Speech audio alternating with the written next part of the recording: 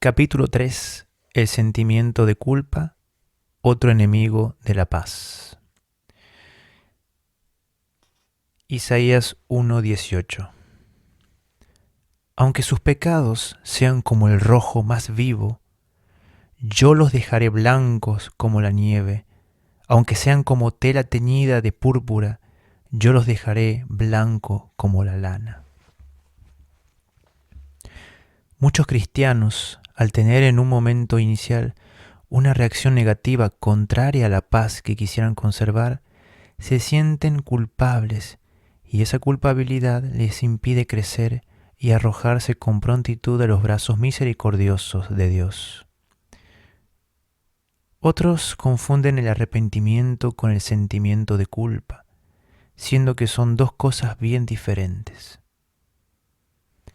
El sentimiento de culpa surge del egocentrismo, pues nace del amor propio herido que sufre porque se ha afeado la imagen de sí mismo. Uno ya no puede mostrar ante sí mismo y ante los demás la imagen de una vida intachable. Padre Carlos Aldunate.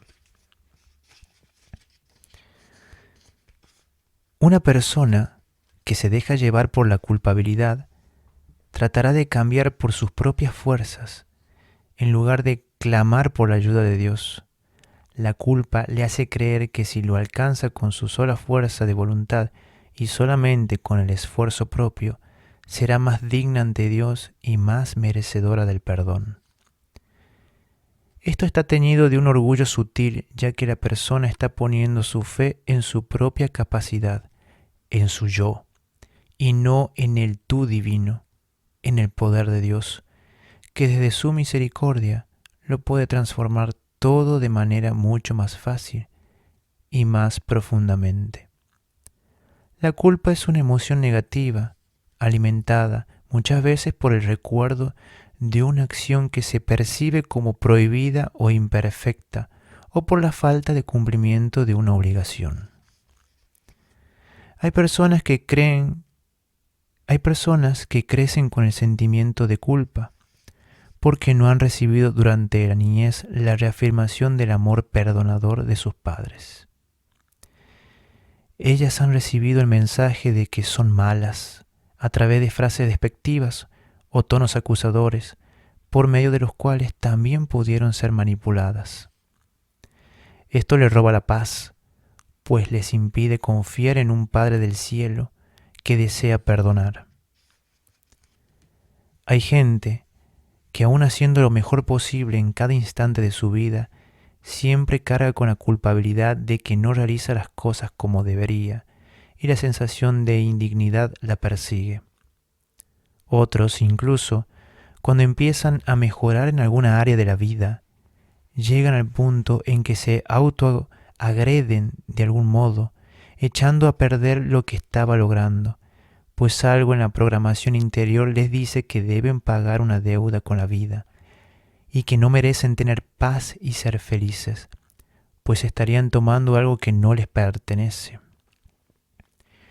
En algunas familias, la culpabilidad parece ser como una enfermedad hereditaria, que es absorbida por varios miembros de la misma familia, generación tras generación. La culpabilidad puede originarse porque, al ser concebido un ser, no es un hijo deseado. Ese primer rechazo lo marca profundamente, se siente culpable de vivir y como consecuencia no disfruta de nada de lo que hace. Sea cual sea el origen de la culpabilidad, Satanás sabe aprovecharse de él para robarle la paz al que la sufre e impedirle crecer espiritualmente y comprometerse plenamente con los proyectos de Dios, que Dios le inspira. En realidad, el sentimiento de culpa es una burda caricatura del verdadero arrepentimiento. La gracia del arrepentimiento y la conversión. El pensamiento culposo no es igual al pensamiento arrepentido. habla en el interior de una manera hiriente, mientras que la voz del arrepentimiento es una voz de amor, procede del Espíritu de Dios. Se dirige al espíritu del hombre y lo invita a cambiar, a encontrar soluciones y a aprender de cada suceso de la vida, incluso del error. En el arrepentimiento, el cristiano centra más su mirada en Cristo que en sí mismo. El que peca se torna, a través del don del arrepentimiento, más consciente de su pecado, pues lo ve por medio de la dulce mirada de Dios, que conoce bien sus heridas. De ese modo, dejándose abrazar por el espíritu de amor, clama por la gracia de la conversión.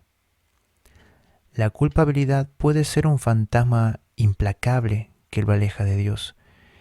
El arrepentimiento es la actitud que lo podría guiar para restablecer una relación saludable con Él, después de reconocer que es un Padre que lo ama. Cuando tus reflejos interiores se van agilizando al notar que estás teniendo una reacción antipaz, dejarás de caer en la trampa de la culpabilidad. Le pedirás perdón a Dios desde lo más hondo de tu corazón y clamarás por el nuevo comportamiento, el epieikes, fuente de paz.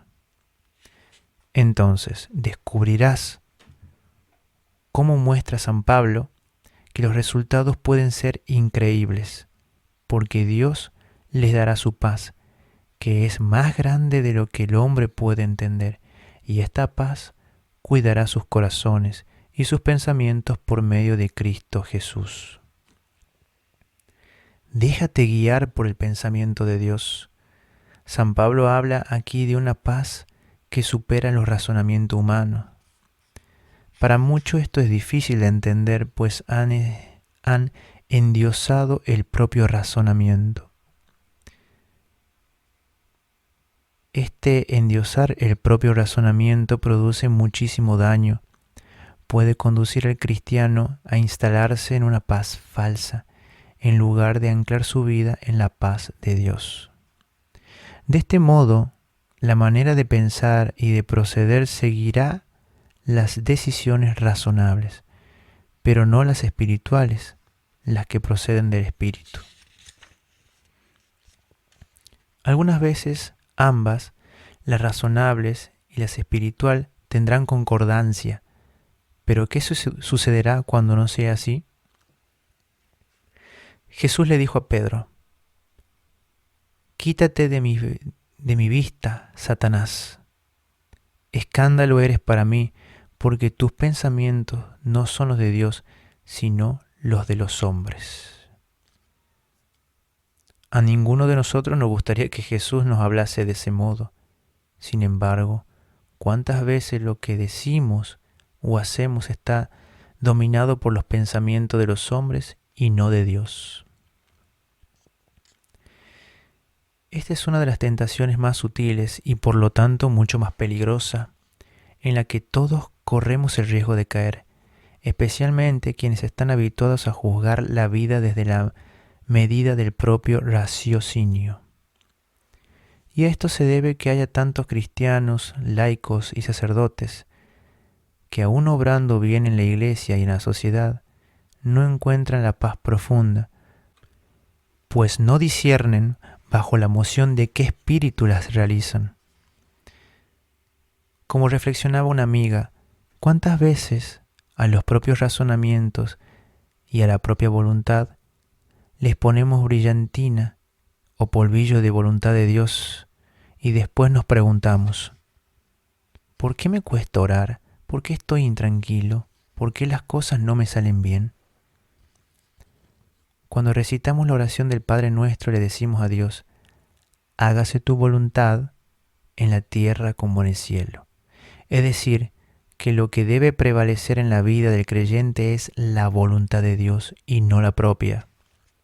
San Pablo nos da a entender que para que la paz de Cristo supere nuestras expectativas, para que con frecuencia podamos ser sorprendidos por las maravillas de Dios, debemos cuidar nuestros pensamientos, Ellos son el primer espacio en el que hemos de buscar cumplir con la voluntad de Dios. Piensen en todo lo verdadero, en todo lo que es digno de respeto, en todo lo recto, en todo lo puro, en todo lo agradable, en todo lo que tiene buena fama. Piensen en toda clase de virtudes, en todo lo que merece alabanza.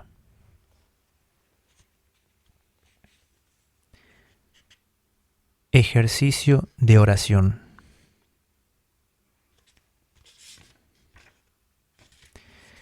Reconoce con sinceridad todos aquellos sentimientos negativos que te inquietan y perturban y que aún se encuentran archivados en tu corazón.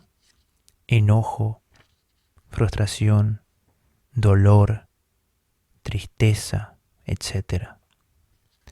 Por algo que has sufrido en el pasado y que no superaste, o por algo que estás atravesando en el presente. Luego, escribe en un papel todo aquello que te roba la paz y despierta en ti los sentimientos negativos que has descubierto y que ya no deseas tener. En oración, contemplando a Jesús en la cruz, presenta al Señor todo lo que has escrito. Derrama en Dios todo lo que hay en tu corazón. Háblale con sinceridad, reconociendo todo lo que has vivido. Pídele a Dios la gracia de perdonar para que así Él te sane y te dé la paz. Agradece al Señor con alabanzas y cantos todo lo que está haciendo en estos momentos en tu vida. Lleva a tu parroquia o quema y destruye el papel que has escrito como símbolo de que has sido entregado a Dios.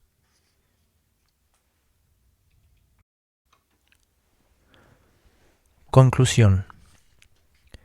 Deseo terminar estas reflexiones reafirmando lo ya dicho, a fin de animarte a conservar la paz interior en toda circunstancia. Cuando te halles en medio de luchas y dificultades, el Señor sabrá lo que tú estás viviendo. Lo importante es que no caigas en la tentación de pensar que al Señor no le importa lo que estás sufriendo. A Dios le interesa lo que tú estás viviendo y mucho. Él está enterado de lo que tú estás padeciendo y tú debes dirigir a Él su pensamiento para conservar la paz. No apartes de Él su mirada. Recuerda, Dios es todopoderoso, por lo cual Él es mayor que cualquier dificultad que pueda presentarse en tu vida. Cada día piensa en positivo. Cuando uno pasa mucho tiempo pensando en los sucesos negativos, termina desanimado e inquieto y pierde así la alegría y la paz. Los apóstoles Pedro y Pablo hicieron la voluntad de Dios, alabaron y cantaron al Señor en medio de las luchas, porque conocían y confiaban a quien servían. Eso les ayudó a irradiar la paz que ellos poseían. Por eso, vieron los resultados milagrosos en su vida y en la vida de quienes los rodeaban.